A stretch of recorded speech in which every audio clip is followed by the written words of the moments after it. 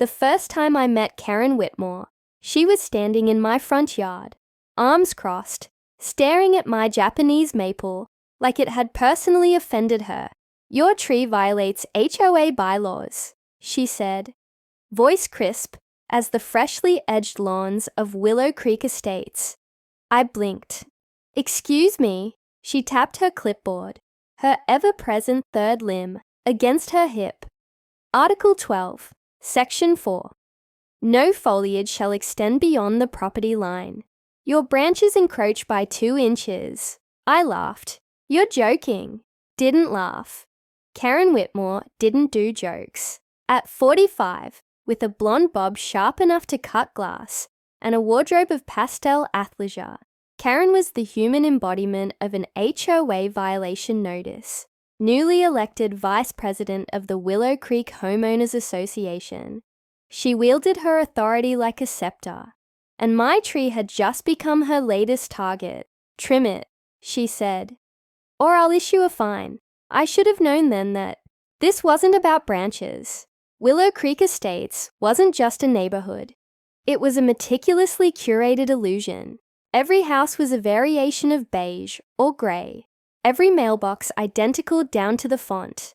Lawns were chemically coerced into emerald perfection, and deviations were met with swift, bureaucratic retribution. I'd lived here for 8 years, mostly under the radar. My house was modest, my landscaping tasteful, but unremarkable, except for the Japanese maple, planted by my father the year before he passed. It was the only thing on this street with real character. In the fall, its leaves burned crimson, a defiant splash of color in a sea of conformity. Karen hated it. The first violation notice arrived 3 days later. Failure to maintain foliage within property boundaries. Correct within 14 days, or face a $50 fine. I trimmed the offending branches, gritting my teeth as the shears snipped through healthy growth. The tree would survive, but it felt like surrender. Then came the second notice. Excessive leaf, debris on lawn, maintain clean property, or face a $75 fine. I raked. The third notice cited unapproved mulch composition. The fourth accused me of unauthorized bird feeders. Each time I complied. Each time, Karen found something new. Then, on a Tuesday morning, I woke to the sound of machinery. A work crew was digging post holes along the edge of Karen's yard, except her fence was no longer on the property line. It jutted 3 feet into my lawn, a raw, unfinished scar of splintered wood. I stormed outside, barefoot, still in sleep shorts. "What the hell is this?" Karen stood on her porch, sipping what I imagined was a kale smoothie. "Boundary adjustment," she said. "The HOA approved it. You can't just move a fence." "Actually," she said, smiling, "I can." The HOA meeting that night was a masterclass in bureaucratic farce. Seated at the head of the table, Karen presented a revised plat survey, conveniently dated after her fence installation, that showed the new property line. The board, a collection of retirees and yes-men, rubber-stamped it without question. I stood, hands shaking. "This is fraud. County records show the line here." I slammed my own survey onto the table. Karen didn't flinch. "Your survey is outdated. It's from last year." The board president, a man whose personality matched his taupe sweater vest, sighed. "We'll review it." They wouldn't. That night, I stood at my window, watching the moonlit silhouette of my maple. Karen's fence now loomed beside it, close enough to strangle its roots. This wasn't about property lines. This was a war, and Karen had just fired the first shot. 3 days after Karen's fence invaded my yard, the first leaf fell. Not the gentle seasonal surrender of autumn. This was something uglier. The leaf was brittle. Its edges curled inward like a skeletal hand. The vibrant red bleached to a sickly brown. By morning, a dozen more littered the ground beneath the maple. I knelt, pressing a fingertip to the bark. It flaked away like dead skin. Then I smelled it. Sharp. Chemical? Wrong. Someone had poisoned my tree. The police officer who responded was a bored-looking deputy with a coffee stain on his collar. He squinted at the blackened leaves. Then, at Karen's house, where she stood silhouetted in her kitchen window. "You got proof she did it?" he asked. "Who else in would?" I snapped. He shrugged. "Could be runoff from lawn treatments. Could be disease. It's August. No one treats their lawn in August." He took notes, made vague promises about looking into it, left, knew how this would go. Karen wasn't just some petty neighbor. She was HOA royalty. The kind of woman who hosted board meetings in her living room and served lemon bars laced with passive aggression. The deputy wouldn't risk his pension over a tree. But I wasn't waiting for justice. I was making my own. I started digging. Karen's social media was a curated gallery of HOA victories, before and after shots of violation corrections, smug captions about community standards. Buried in the comments, though, were whispers. "She made us tear out our rose bushes," said they attract bees. Charged us $200 for a non-compliant welcome mat. Then I found it. A deleted post from a woman named Linda. "Karen Whitmore sued us over our shed. Judge threw it out. Watch your backs." I tracked down Linda through a neighborhood group. When I called, her voice turned to gravel. She moved our property pins. Had a surveyor friend falsify records. By the time we proved it in court, we'd spent $10,000. My grip tightened on the phone. "How'd you stop her?" Linda laughed. Bitterly. "We didn't. We moved." That night, I set up a motion-activated camera, angling it toward the maple. It caught Karen at 3:17 a.m. Dressed in black, gloves on. She moved with the precision of someone who'd done this before. A small drill whirred in her hand. She sank 4 holes into the base of the tree, then injected a clear liquid from an unlabeled bottle. The footage was crystal clear. So was her smile when she finished. I brought the video to the HOA meeting. The room was packed. Word had spread. Karen sat at the head table, serene as always, until I plugged my laptop into the projector. Gasps filled the room as the footage played. Karen's face didn't change. "That's clearly edited. It's time-stamped," I said. "You trespassed on my property to film that." The camera was on my tree. The board members shifted uncomfortably. Sweater vest cleared his throat. "We'll, review the evidence." Karen's nails dug into her clipboard. "This is harassment." A voice from the back shouted. "So is poisoning trees." The room erupted. I left with 2 victories.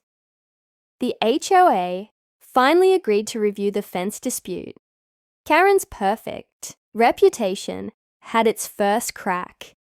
But as I walked home, I noticed something worse. The poison had spread.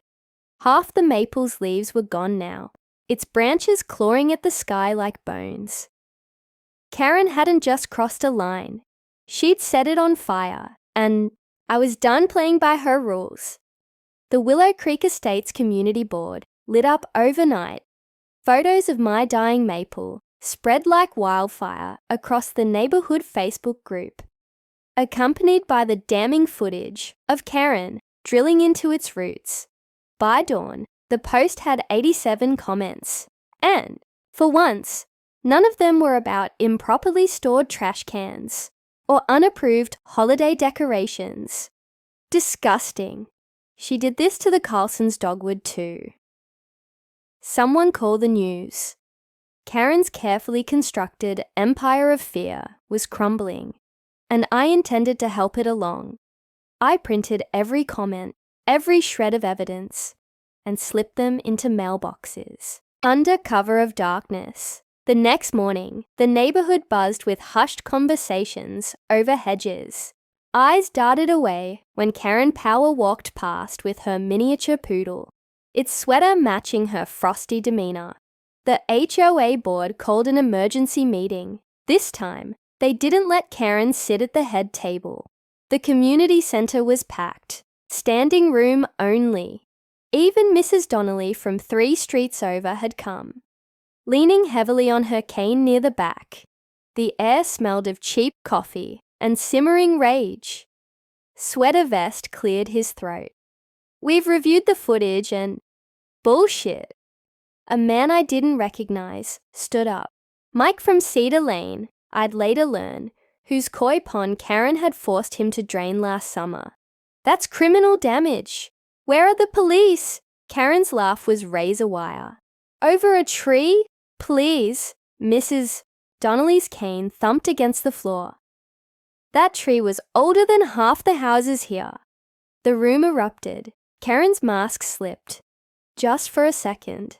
But I saw it. The flicker of panic. I stood slowly, waiting for silence. "I've filed a police report," I said, holding up the case number, "and I've hired an arborist to assess the damage." I turned to Karen. "He says it's glyphosate, the same kind your lawn service uses."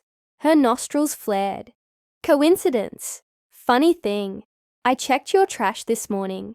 I projected a photo onto the screen. An empty herbicide bottle with a distinctive blue label, clearly visible in her recycling bin. Same brand. The room inhaled as one. Karen's chair screeched as she stood. "You went through my trash, just like you went through my property lines."